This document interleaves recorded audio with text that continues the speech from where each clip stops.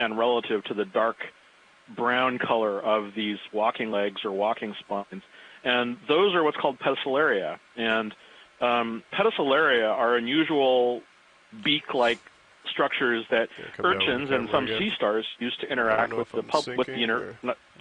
used to interact with their environment because, of course, they don't have arms or legs. They're often used for defense, and there are some sea urchins which use their pedicelaria to bite potential predators. Some pedicelaria in some shallow urchins can cause very painful stings.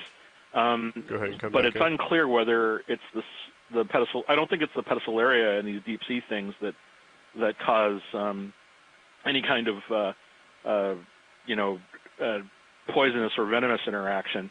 But they probably use them to fend off small crustacean, because probably there are small amphipods and things that attack the papilla, the gills, or the tube feet. But they're probably also used to pick up or take off sort of things that settle on the top. But you can see there's an active surface of all kinds of things happening. Spines are moving. There are tube feet sort of going back and forth. There's an interesting gelatinous mass on the side that I don't recognize, but then you can see there are sort of rather large beak-like structures right down there around the edge. I mean, it's a beautiful shot of these living echinothurid type urchins with these bizarre sock-like tissue coverings around the edge. That's really weird. I'll have to give that a little bit of homeworking. Thanks, Chris. But I can definitely tell you, the white ones are echinus. Okay. The white ones you're seeing, echinus, definitely. Echinus. I'll talk to you guys later. Heading, Thank Jane. you, Chris. Okay. Bye. Bye. Thanks as always, Bye. Chris. Here. Do you want me to come up slightly on the rotator? This is another a good opportunity to kind of address the interface of biology and geology. We talk a lot about the effect of geology on biology in terms of having a suitable substrate to anchor to. This is a case where the biology is affecting the geology. What we got a great view of that urchin doing to the sediment as it was using its petally little protrusions to move upslope through the sediment. Really soft. What that does is it mixes the sediment up, and in areas where with such slow accumulation rates, it could be mixing thousands of years worth of sediment in the couple millimeters where it was paddling through. And that action of biology interacting with sediments, we call that bioturbation. And a lot of times my colleagues who use radioisotopes within sediments to calculate. But from here, it looks like this might be a harder sponge, something a little more on the crunchy scale rather than the soft, squishy scale that we collected yesterday. So maybe a uretid coming up low on the rotator or ferritid sponge.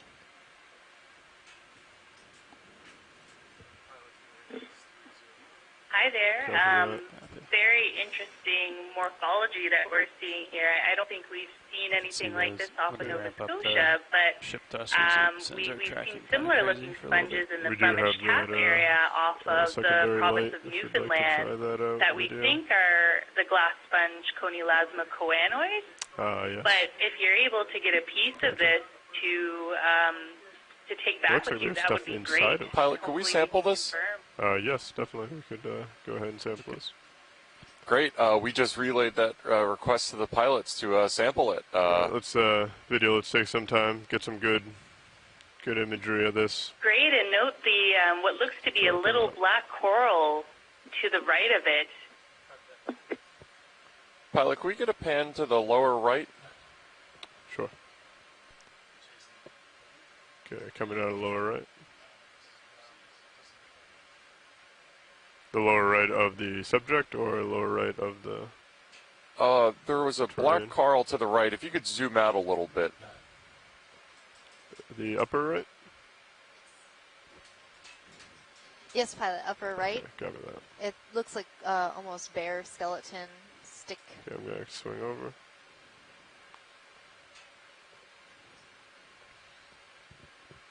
go ahead and I was looking through the Deep Sea Animal Guide, and this looks very similar to one of the species that we saw in the musician seamounts, but it's a much thinner skeletal structure, and we identified it as being in the family Conolasmatinae, which this sponge also appears to be in. So, Conolasma. Now, looking at this coral right here, it looks extremely threadbare. Is this alive? No, this coral is no longer alive. You can see it's a bare skeleton. You're seeing that black, and there are no polyps on it. But it is being new habitat for a couple other animals. We're seeing some hydrozoans encrusting along the entire skeleton. Those are those sort of fluffy, thread-like animals. And then the little pink crustaceans you're seeing are amphipods, and they're using this coral skeleton as a perch to be their base of operations. So they'll hang out on these branches and live around this coral. It seems that everything that isn't fluffy sediment gets a use in this environment. Nothing goes to waste in biology.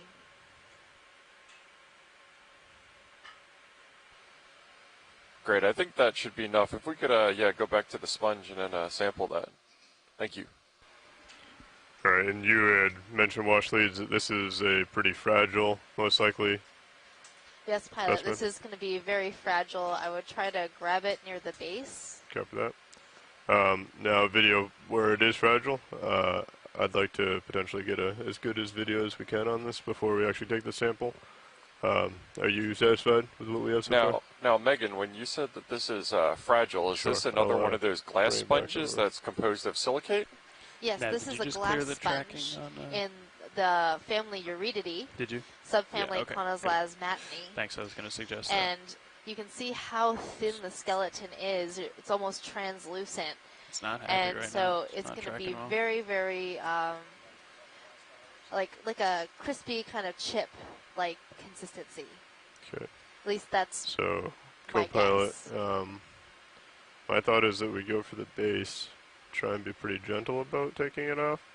If it does break, if it is fragile, what would you think about potentially trying to suck up the pieces? I don't think the whole thing is going to fit in a bio box. Okay. So I think you might have to try to feather it in like halfway up. Do you think we could snap it off halfway up without... I'm just worried that if we try and snap it off halfway up, it'll either crush the structural integrity of it. That's a great shot, and we'll definitely pass this to our sponges experts to see if they can help ID it when you're satisfied, if we could get some lasers on it so we have a better idea of size. Fantastic, thank you. We were hoping the call of the sponges would be too much to overcome. Okay. And good news to all, there are deep-sea sponge leggings out there in the world. At the widest. Okay. So Sponge Thursday is totally going to be a thing. Yep. If that's okay with you. Sure. I might... Do you think I can reach it from here, or do you want me to... Let's check. It looks like it's pretty far out there. I might try and come up, move forward a little bit, and resettle down. Is that another squat lobster in front of the sponge, Megan? It is, yeah. Yes, that is I might try and come over to the starboard side a little bit. Yeah, are we full wide on the mainsies? And we've had a comment in the chat room about potential fluid expulsion features on the seafloor. That would be at the top center of your screen, I suspect. I'm waiting for confirmation on that. Those mounds that you see there. In a lot of locations where you're getting active venting of fluid or gas beneath the subsurface, you start to see features like that. Kind of rotating in anyways. I'm not sure if they're prevalent in this environment. They're typically associated a lot of times with gas hydrate dissolution. Pretty safe there. Yeah, one of the other things that they can be associated with is salt tectonism, or movement of salt in the subsurface, which apparently is prevalent in this area, which I didn't know until about a half hour ago. Right? A lot of times salt movement throughout the subsurface will create or enhance existing faults and allow fluid to travel vertically and it be exposed at the surface. Waiting on confirmation for that. I'll report after I hear. I think anyway we grab the sample, we'll have to move back to get the drawer open just where it's so steep. Yeah, so I mean the other thing is we can ask the scientists if the whole thing is desired, or just a piece, or just the cone, or you know, because then that would make our decision easy. Yep. Science, this is pilot.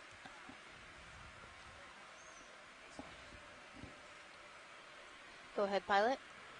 So we're set up. We're getting ready to take the sample. We're trying to figure out the best way to do it. Is the whole specimen of interest, or a piece of it, or we have a few concerns. One being that it may not fit into the bio box itself.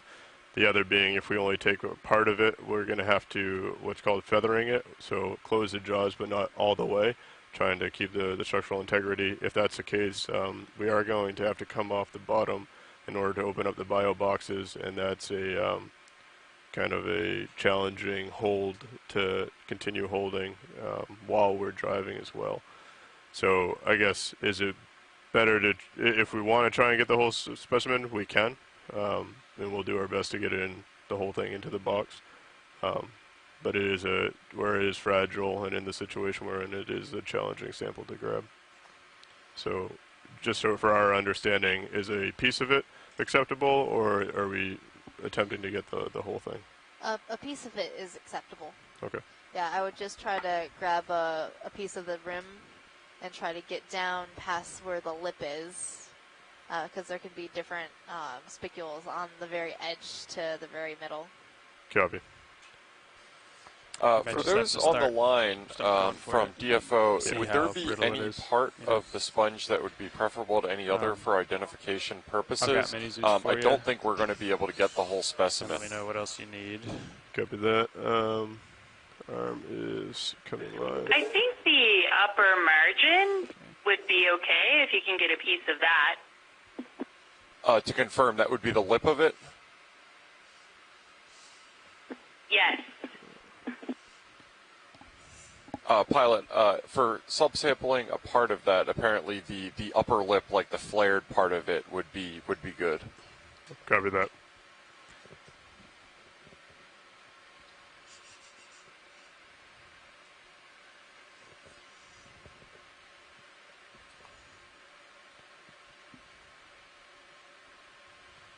And bear with us for our silence while we let our ROV pilots concentrate on sampling for a minute.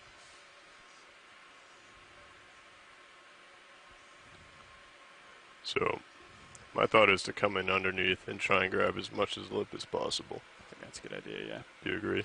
Yeah. So now the next thing is, do we want to close it and try and cut it, which I think will break it and have a lot of fragments that may not stay in the jaw. I would start on it and see if it has some give, then maybe, give it the whole thing. If it has no give at all, it's probably just going to crack apart. Copy that. Yeah. And see if we can get 0 ship rolls in between. And either way, I think closing the jaws is probably the best option, even if it just gets us a piece. Because then, either way, you're going to have to come off the wall to get it in. So, if we know we have a piece in there, then... Yeah, so it looks like it has some give. Yeah, it seems to have some give. So just... Yeah.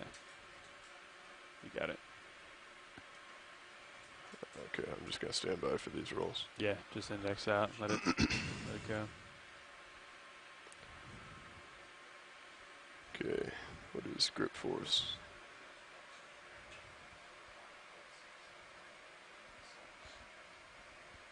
Four. Okay, gonna go ahead, start closing the jaws.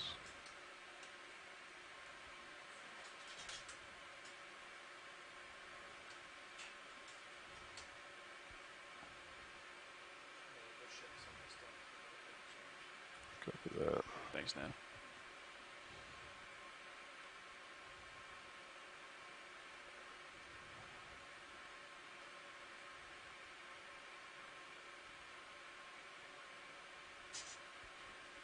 Oh, come on.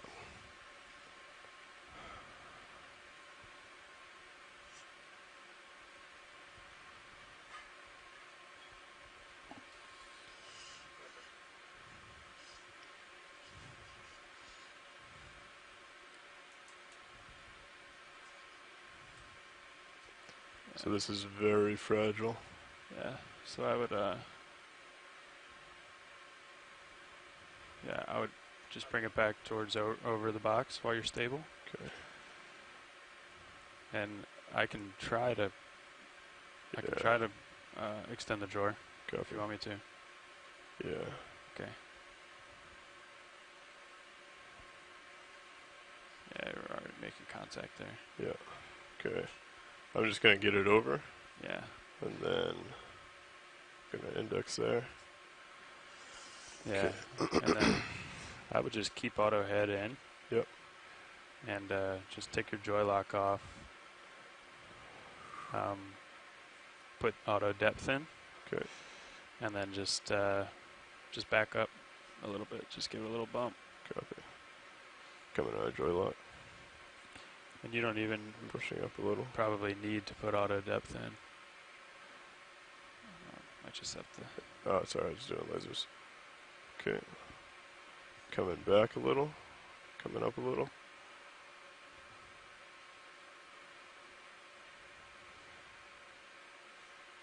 Yeah, I wouldn't even come up too much. Copy. Just come back. Yeah, you want to kind of mimic. Go ahead and do auto depth. Yeah. Auto depth is in. And you look good in serious cam, so. Copy. You know, auto depth is going to oscillate on you. Yeah.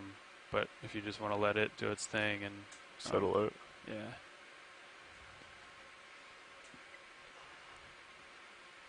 So now my thought with actually getting it into the bucket is just turning my wrist upside down, kind of dunking it. Yeah, I think it's like we saw in there. It's pretty light, but it's also going to sink. So yep. like, let's get the drawer open. Copy that. I'm gonna extend now for you. Go ahead, extend. You're still looking good on serious cam. Just gonna give it a tilt down, and then yeah, you're looking good. Okay. Indexing out. Gonna rotate.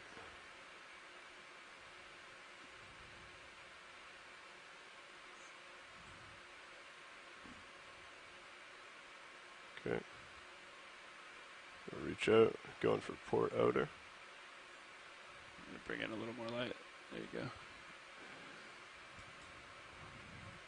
Okay, we think this is gonna sink.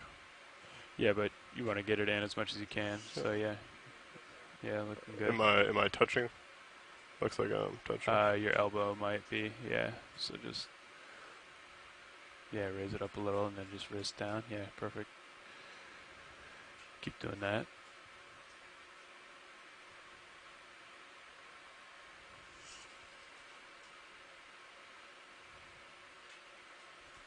Okay. Yeah, then I would just get it in as much as you can. Copy. And then, just slowly release the jaws. Understood. Okay, jaws coming open. Actually, I think You can get it in a little more, I think. I don't know if I'm holding it anymore, though. That's fine. I'm rolling a little.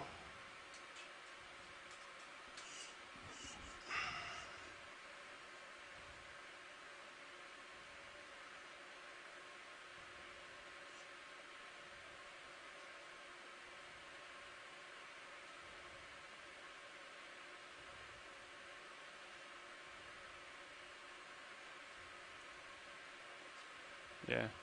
It is free. Should I try and nudge it over? Maybe just a touch, yeah. Get it on the one side. If you can't, it'll go in when we close. There we go. There you go. Okay. If you want to go ahead and close that. Jaws come in open. Okay. I just want to make sure falls down in there. Good. Yeah. Looks like it's going. Nice.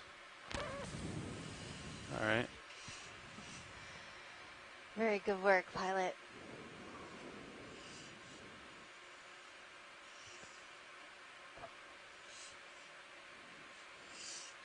Can you tell me the depth?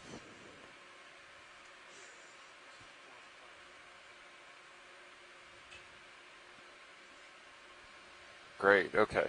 Coming back online now that we got the samples successfully secured. Our awesome ROV team managed to collect the vast majority of that sponge sample. So not just the piece of the lip, but pretty close to the whole thing, I think should be coming back to shore. Mini Zeus is centered up. So we also came up a little bit from that. Okay. And I brought your uppers. All right. And we got so nice now that we got some of goodies in our goodie box, at least, I think we're going to continue making our way upslope with our remaining approximately, I would guess, about 45 minutes of bottom time. Okay, so I'm going to probably just push ahead.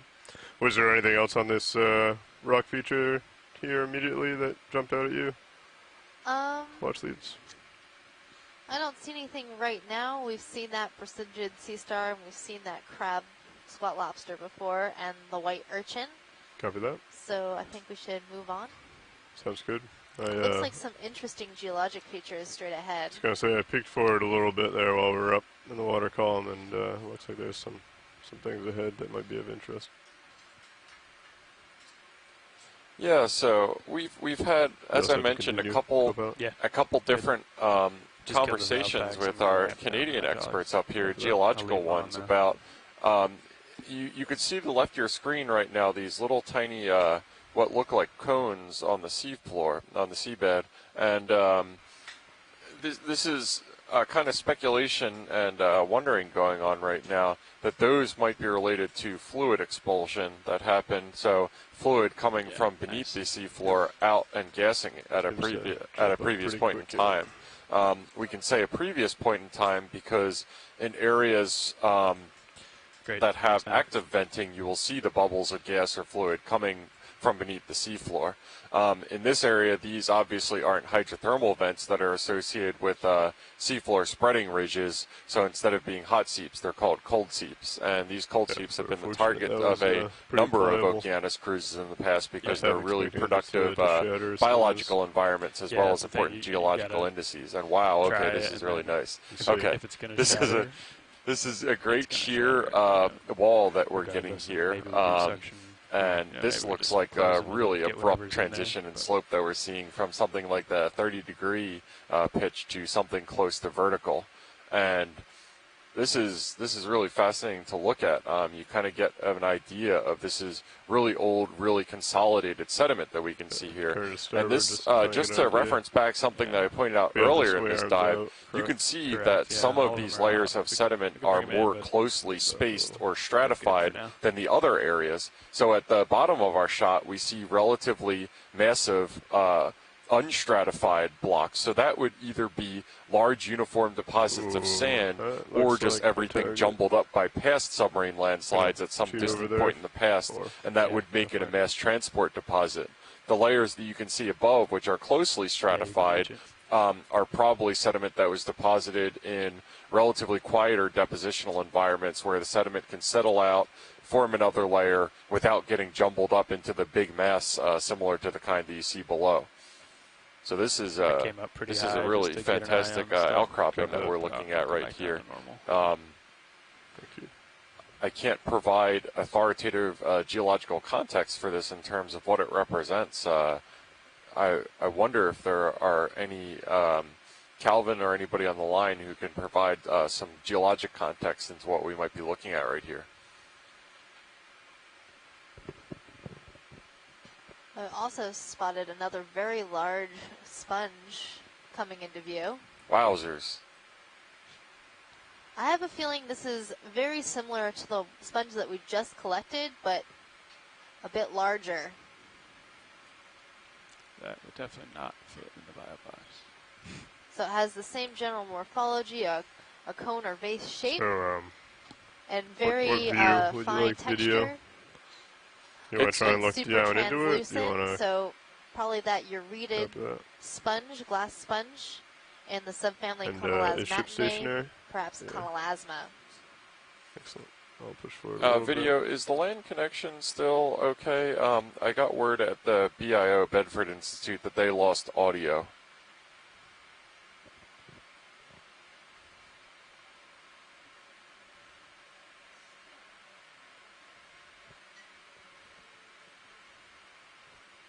Thank you.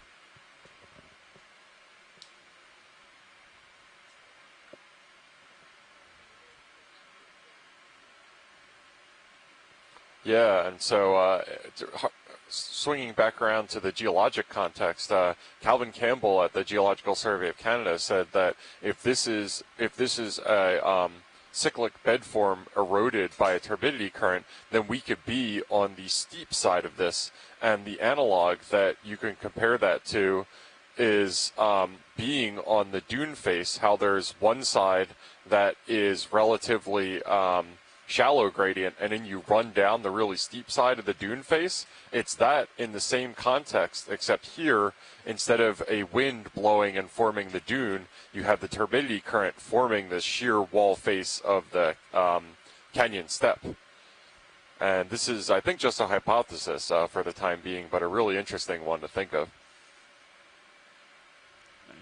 There also appears to be some associates with this sponge, and now you can see that dictyonal framework, this lattice structure of the sponge as we're looking down the center of the cone, and then these little associates up in the right-hand corner of the sponge are probably polychaete worms.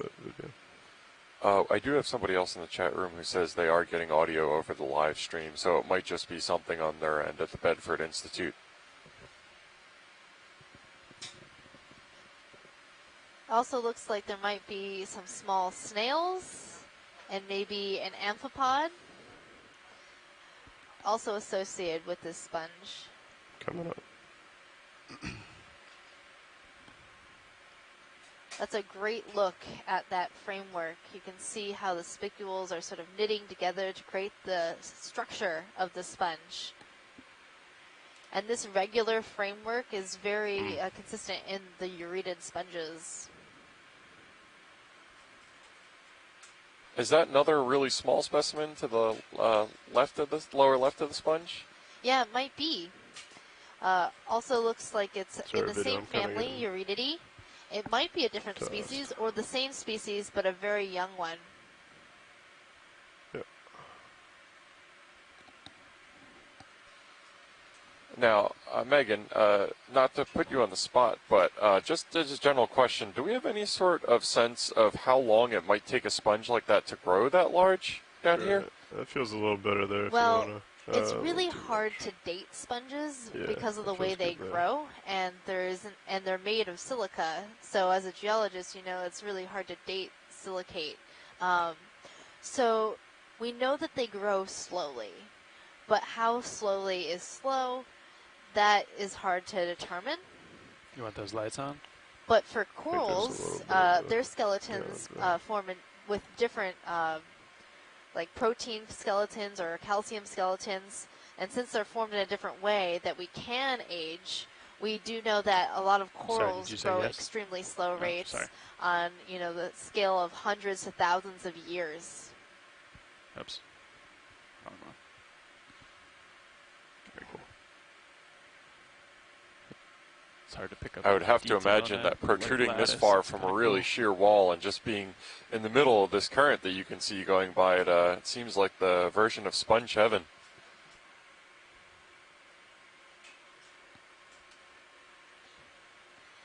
Yeah, it's probably a pretty good place to be a sponge, but with how much sediment is here, you'll see right in the center of the cone, there's a accumulation of sediment, and that can clog up the sponge.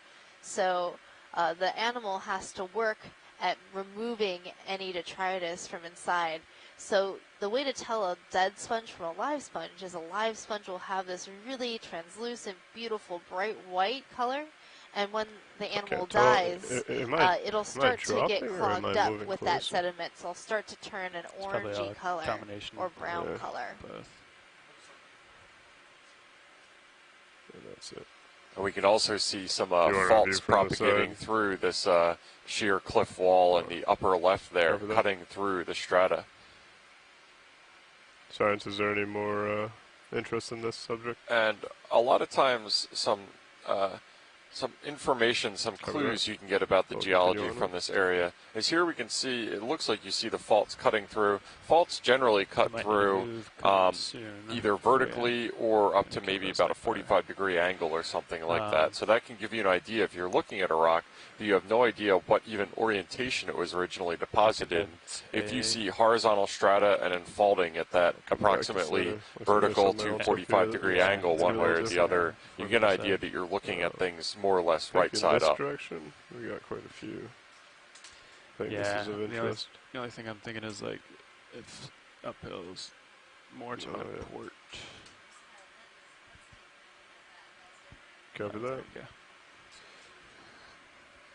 I should be able to get a toe in for this one video, so you'll bear with me while I get steady. I was thinking like 2:30, but try and get some good light on it. I think even if we wanted to go so this is a completely different sponge than the one that we looked at before. And as we get closer, we might see if it's in the same family as the one we were just seeing, or it might be something different.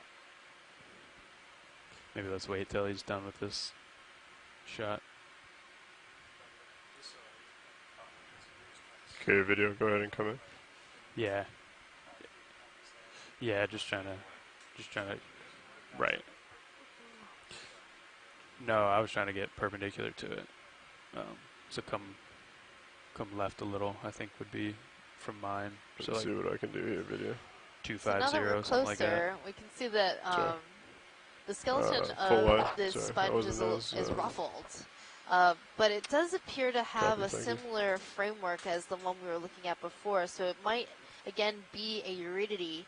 But because it's ruffled like this, I don't think it's the same species as what we were just looking at, but maybe in the same family.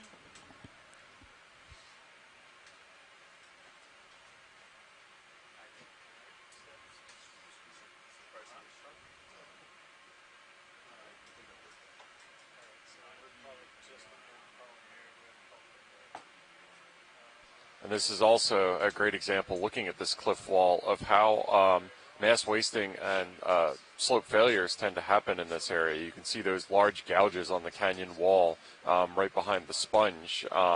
Once the slopes get that steep in this kind of substrate, a lot of times, depending on the sediment type, they fail under their own weight and collapse downslope. And that is probably the source of a lot of those isolated rock debris piles that we were seeing as we approached the slope earlier in the dive. Feel free to zoom in if you want. I'm going to pass off to the other and we're seeing the source area of it now. And that should give you something. Those are the two general clues that geologists investigating submarine landslide processes have to work with, is the source area from where the landslide was sourced and in the deposit where it ended up. Okay, we've got a few good zooms on this sponge, and I think I'm going to change what family I believe it belongs to. I think it's in the family Verriidae, which is closely related to the Eurydidae. So again, this would be a sponge that has a regular dictyonal framework that tends to cross-hatch, but it seems to be forming these sort of tubes. And it's similar in structure to what we've been calling the turbocharger sponge that has been seen in the Pacific Ocean. But this sponge is more of a vase, but has that sort of turbocharger look to it. It's a pretty interesting specimen. So we're going to sit right here as we make a pilot change. Anyone on shore have anything to say about this sponge?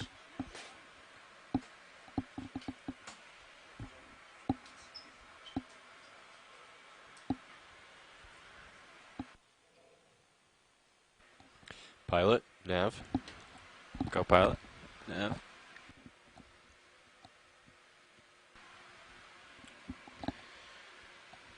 So, pilot, when you're settled in, we might want to take a collection of this animal. Ooh. Copy that. Video, you can come out partial. Just a snip of it, or I'm assuming? Yeah, just a snip of the edge somewhere. This will be very Bobby, fragile, like the one that was collected before. We should be all settled out now, right? Copy. Yeah, there are no moves on right now. Last move finished at 1749, so. Okay. Yeah, tell him. Yeah. I'm running out of internet.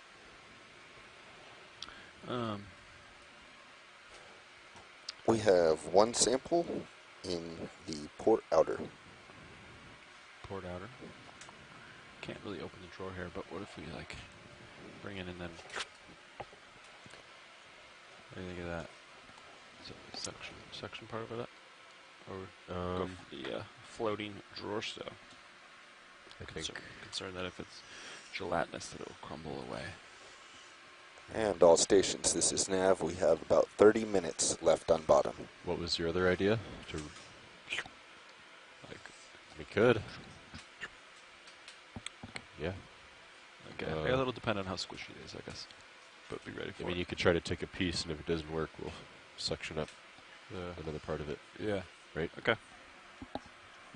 But I think you're going to have to do a floating stow. Yeah, I think so too. All right, hydraulics coming on here.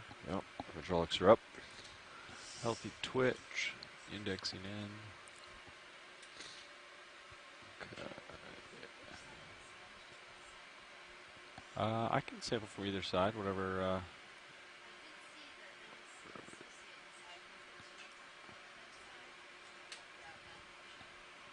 Copy. You think you'd go for port? I think I have a sample in the port outer. Yeah, video, come in. Let's find the associate that science is talking about here. Yes, port outer has a sample. Yeah. Hold that. Are you talking about the dark spot in the back there? Okay. Yeah, I can try to grab it. Get my jaws in the middle and then tear that slice off. Okay, video, you can come out just a little bit. I'm going to get the arm into position.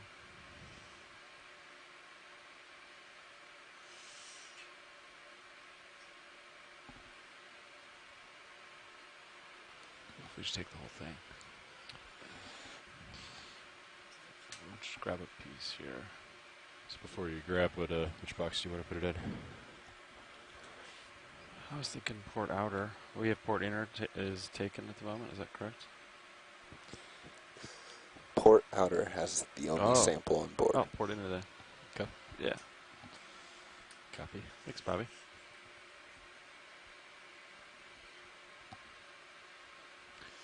Can you put mini Zeus up on the sure can. Right side there? Or, that'll be my vertical horizontal reference here. Let's give it a nudge and see what we're talking about here. Okay.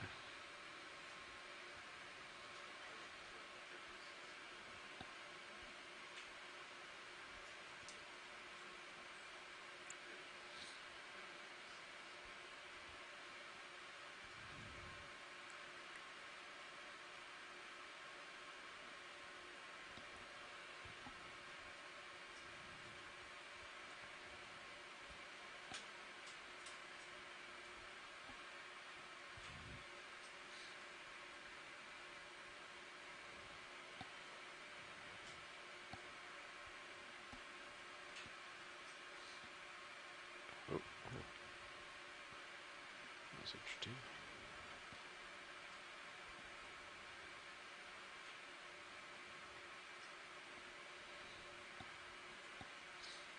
Okay, yes.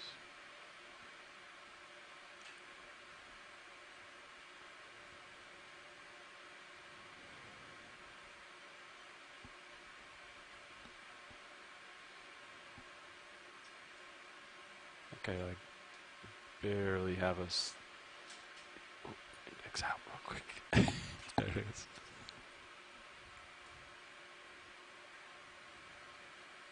Well, you could section that piece up. Yeah. That's what I'm thinking.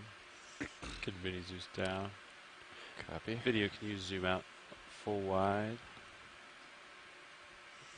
I will need to extend the drawer like halfway to get. I think you can. Well, I think we're supposed to extend out halfway to grab it, right?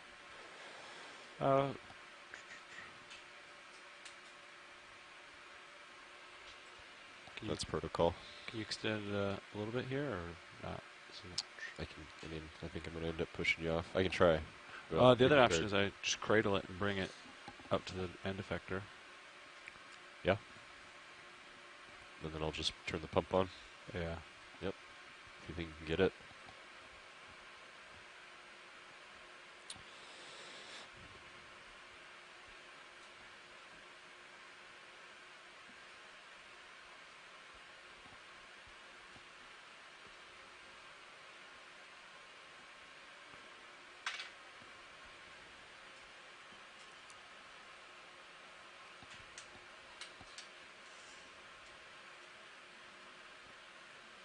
Are you ready?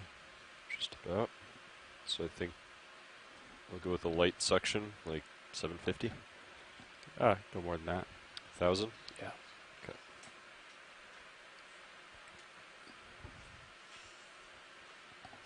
Alright. I am ready to enable when you are. You can enable it. Okay. Let me tilt down on mini Zeus a little more.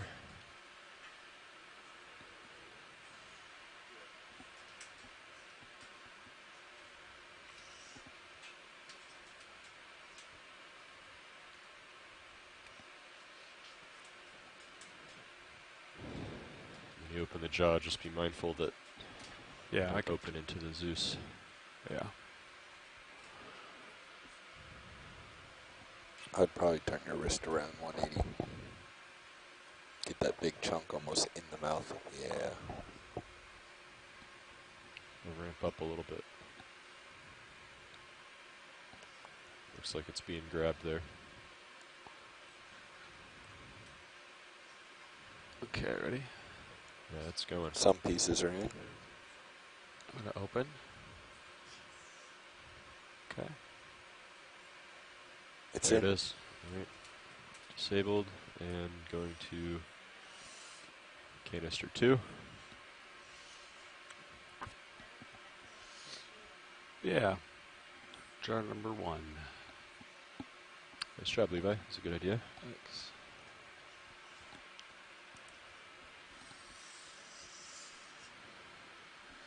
So we collected a small piece of that Korean sponge. Yeah. Okay. We used the suction sampler to be able to suck that small piece into our chambers within the ROV so that we don't have to worry about those pieces floating away. Okay.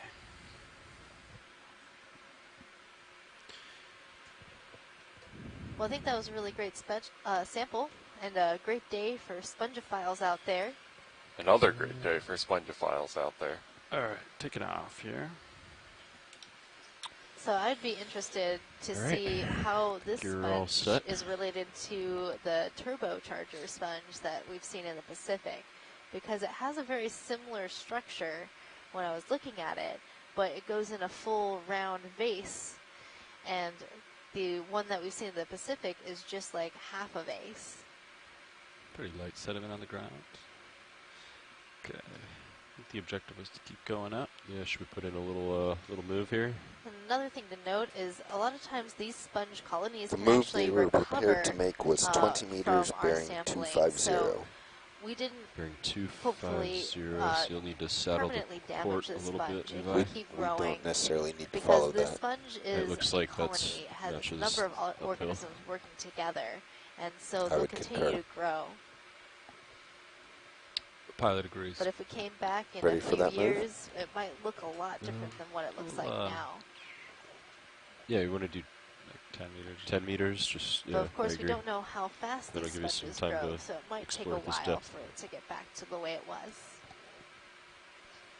But if we had the option and not destructively sample, it's good. So in that case, it's nice that that sponge is not consigned to its fate. So now we have a coral coming into view. Bridge, ROV This now. is probably another one of those bottle brush please get a ship move. Chrysogorgia corals. 10 meters, 10, They're bearing 250 degrees at 0.2. Okay, video, you can come in on Chrysogorgia. Good copy, thank you, Bridge. This one's pretty interesting because it's mostly a bottle brush looking kind of coral, but then it has this random side branch. Or is there another coral behind it? Maybe it's another coral behind it. I can spin around. We can yeah. Okay. It looks like a separate colony. It's not branching. It's a separate colony. It's like optical illusion. It tricked me. I was like, oh, that's real weird. You can come out video. Optical illusion. I'll spin around to see what I think it's... And is that a biological, that dark lump next to it? To the upper right? I think that's a geological. Yeah, snap it. This rock? I think it's a rock. This one? I think it's just a... Yeah, so it is. Okay. So this looks like a smaller version of what we were seeing yesterday. Next video. And okay. In terms of what that might be, so again, that's a decent sized pebble. Pilot, can we get lasers real fast? Yeah, absolutely. Great. So just the pilot turned on the lasers so I can get a sense of scale. So that rock is about 3 centimeters, maybe a little over an inch or something like that. So in terms of objects that we deal with, that's not particularly large. In terms of geology, that's quite a large clast or individual grain of sediment. And you can compare that to the matrix that it's embedded in, and it's a lot larger than that. So again, whenever we get something like that, where it's one large pebble or cobble embedded in a bunch of finer stuff, it tells us some information. It says that it got there somehow. And what we can see here is, wow, okay, actually there's a whole bunch of them within this sequence when it doesn't look like there are some below. And as we pan upwards, it looks like those abruptly stop appearing, and it grades into a finer sediment. Wow, okay, cool. So it looks like what we might be looking at here, and I'm going out on a little bit, but this might be what is called a BOMA sequence, which is a turbidite, evidence of a turbidity current. And the telltale sign for that is when you start getting coarser grain sediment below. So this is grains of sand as well as individual boulders and cobbles, and then that fines upwards into finer grain sediment. This is just a first order analysis, but one of the telltale signs of a sediment or the deposit from a turbidity current is where you get a base of a lot coarser stuff, and then you start getting into finer grain stuff as it settles upwards. What's happening there is that as the sediment settles out from a turbidity current, the largest and heaviest objects are deposited first, and then all the finer stuff starts settling out in a relatively orderly fashion. So if that truly is what we're looking at there, that's it's really hard to see one preserved in decent shape and the full amount of those, because turbidity currents tend to cannibalize each other and just mix up and disrupt the ones that were deposited below that. So if that's the case, that would be really cool. That's a lot of speculation that I'm doing right there. With that caveat, hopefully I can get some expertise and some discussion on that after the dive or during this dive, but that would be neat if that was the case. Would you like me to bring in your swing arms, or are you comfortable keeping them out? The pink animal you're seeing in front of you is a mushroom coral. Its scientific name is Anthanastus, and what makes it a mushroom coral is that those polyps that are extended right now, if they were to retract, the animal would look like a little pink or red mushroom. Mushroom corals are in the family of soft corals, so it's classified as a soft coral because the whole entire body is soft. It doesn't have a hard internal skeleton that you would associate with most shallow water corals.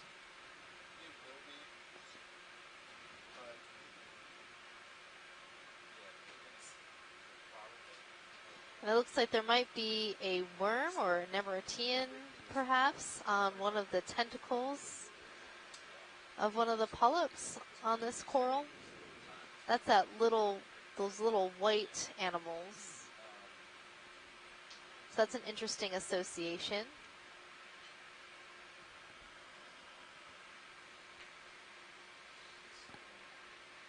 Watchley, did you need me to touch down and get a super close view of this guy, or would you like me to keep moving up the hill? Let's keep moving up the hill. Understood. Next video. Pilot, before you go, would it be possible at all to get one of those small pebbles that were protruding from the wall? Absolutely. We can... Fantastic. Thank you. If they're loose, that is. This one right here, lower left? Yep, that would be great. So I just asked our ROV crew to collect one of these protruding objects. Somebody on the chat room said that they might actually be nodules, which would mean those are rare earth elements and heavy minerals that are forming in situ, which would be way different from the origin that I was speculating on, and that it would be relatively coarse grains moved from very far upslope by a turbidity current. Hopefully we should be able to diagnose that relatively quickly once we get them on board to know whether it's a nodule, which have a very distinct chemistry and metallurgy, and something like just a clastic regular pebble of sediment that's moved downslope by a mass transport event. Here's a sip for you.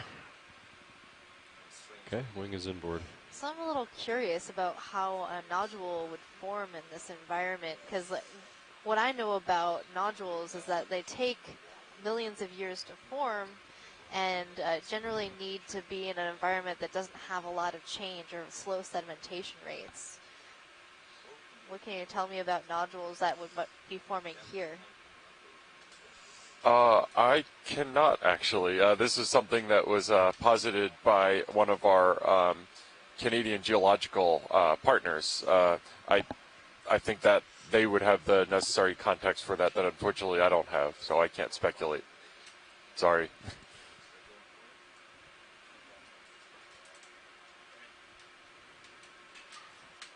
Well, it also looks like this particular specimen has an encrusting sponge, perhaps. Oh. Wow. Well, it's not a nodule? Oh, yeah. Oh. Watch, is this still something you'd want me to cradle and collect, or because it crushed, you're not interested? Yeah, if you could sample any sort of some sample of that, it's not as hard as we were thinking. That would be great to just get some of that. I'm just no idea what it is. Could do the same thing with the suction sampler. Yeah. Yeah, either subsample this one or another one. I think it's going to fall apart in the rock box. Yeah. Yeah, Watchley, we're thinking maybe try to cradle it and then get it in the suction sampler similar to the other subjects. Okay. That's surprising, huh? I know. I was expecting it to be hard. I just was going to grab it, you know? Like reduce my force. I'll go ahead and wing outboard. That should close the yeah, sure. box. So Jason Chater one. Oh, yeah. Oh, not quite. But what's our bottom time looking like?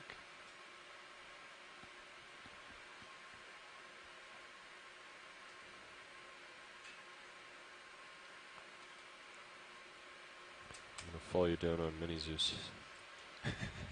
It's like just 13 minutes on bottom.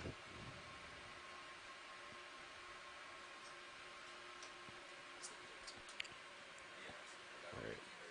Suction pump is enabled. Video, we full wide. Copy.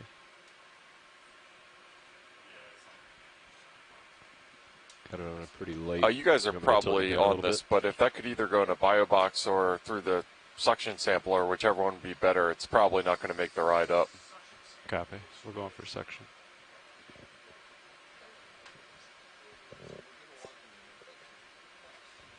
Then tilt your rotator down just a little bit.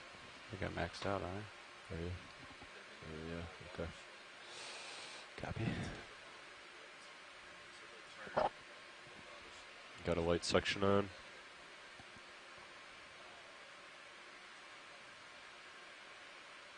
I'll ramp it up a little bit.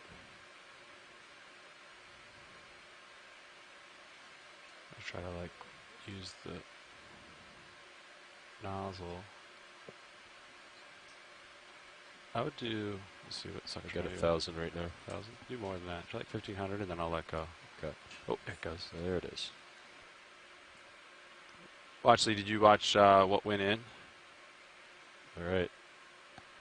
Section disabled. Yes, I did. Is that, is that a good? I'm looking for a camera feed from the drum to see how mixed up it got. It's still a big chunk of it. Perfect. No, okay. that looks great. Okay. Fantastic. Thank you. Understood.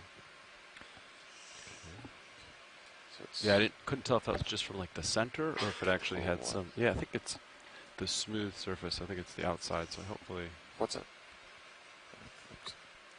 It was difficult to see.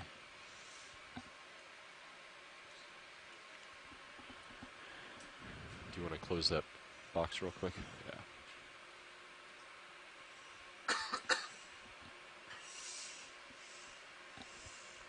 You might have to wing it. Maybe not.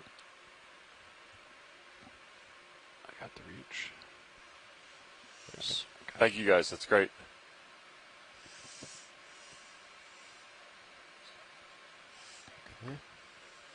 Okay, so just a quick update after collecting one of those objects that we were seeing protruding from the canyon wall. Clear for your series camera? Yeah. It seems that we've had some discussion between our geologic scientists on shore, and that was, instead of a nodule, which would be formed the kind of manganese nodules that you see in the deep sea environment, that could have been a concretion. And a concretion is a accumulation that forms from chemical precipitation, bonding the void space between individual grains of sediment over time that coheres into that individual unit that you were seeing. So we're looking forward to getting that topside and taking a look at it so we can speculate some more. Okay. First rock sample of the cruise. Geology's on the board. Does that count as a rock? It seems more squishy, sedimenty, like, or is sediment rock? Pilot, can we get a pan and a zoom on those round features on the canyon wall? I'm curious what those are too. 9 minutes remaining on bottom. Frame up the so video. As you can see in the center of your screen now, we've got these round appearances. Does this look like bioerosion potentially? I thought that would be something like some sort of seep feature. Yeah, they don't. I have no idea on those. Really circular, really regularly circular rings formed, and just all over the place. I got you, Bobby. It kind of looks like some sort of vent. It does, and sideways. And so some of our shore-based scientists are as boggled as I am. It does. That outward formation, that tends to look like you would see for a seep where you get accumulation of precipitation of chemicals coming out, but I've never seen them oriented on a wall. We've had other speculation. Yeah, okay. So Jason Chater of the USGS just weighed in and said that they see them all over the U.S. Atlantic margin, and that they are fluid pipes, or not, I should not say they are, suspected to be fluid pipes in which you have mineralization within the pipes, and that's what's precipitating outwards in those consistent rings right there. So that would be where fluid is getting squeezed out between the strata, and that's the end result of them. That's really fascinating. And we were thinking of trying to collect pieces. Jason also noted that they tend to be pretty weak and not stay together. Is it possible to poke one of them to see how weak they are? Yeah, absolutely. Great. We're gonna. I don't I don't know how to take lessons or learn, so we're going to poke one and see what happens anyway. Watch leads, nav. Speaking.